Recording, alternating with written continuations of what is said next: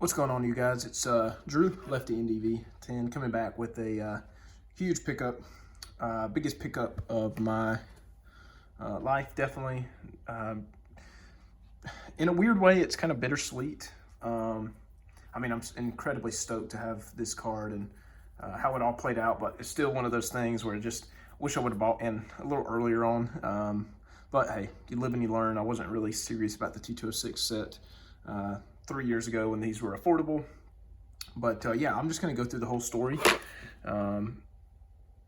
Sponsored today by Guide Beer. Pretty good. It's a Sweetwater, made in Atlanta. So I've had a couple of these. Not bad. It's a nice lager. Just kidding. I wish I was sponsored by Sweetwater. That would be nice. So it's only one card, but there's a little story behind it. I've picked up, I don't know, 10 or so cards from this seller. Sitting one night, just kind of playing around on my computer, as I'm sure 99% of us do, when we're looking for cards and just kind of, looking at eBay. And I'd seen a bunch of Cobbs, T206 Cobbs posted. I quickly snagged one. It was on a really cheap buy it now price. Something I knew I could resell and just, be in a position on where if I didn't sell it, I was super happy with the price. And so I quickly snagged that up. Should have bought the other two probably. And then he posted a green Cobb. And these have just really taken off as, the Wagner will always be the face of the T206 set. But it's pretty much, unobtainable. I think there's only 50 or 60 or so in population. So even relative to that number, and I could be wrong on that, I believe it's around 57 or 58, something like that. They've got graded. Again, that could be grossly overstated. It might be like 20. I'm not sure. But again, not really obtainable. I mean, you're talking, $1 million or so for any of them, which obviously I don't have and probably will never have. So this next card is kind of taking on a life of its own, and I'll just go ahead and show it. But there's a lot to talk about. So the T206 Cobbs have really just taken this meteoric rise in the past 2 years. Really, they've kind of flattened out a bit for now and stabilized.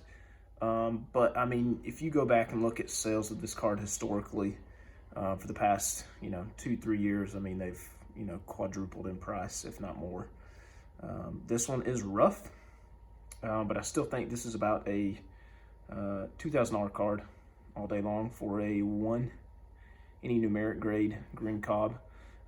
It's definitely not the one I want forever for my collection, but I'm super happy to knock one out off the checklist.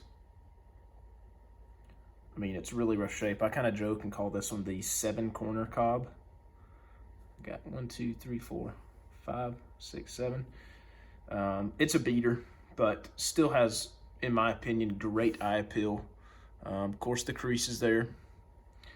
Historically, this card is short on the top, kind of longer on the bottom. This one's actually not too bad. But yeah. Got this for a really solid price, I think, especially given sales the past year or so. Happy to knock one, just knock one off the list. I still need 2 other Cobbs. I've got 2 reds. I need to sell one. I need the bat on and the bat off. So eventually I'll track those down. They're honestly not my most favorite looking cards in the set, to be honest with you. They're just overpriced. I mean, it is what it is. But hey, the supply is not there and the demand is there. So classic econ lesson there. Prices are going to go up. But just super happy. Sorry for my rambling. This is pretty much, like I said, kind of taking on a face of a set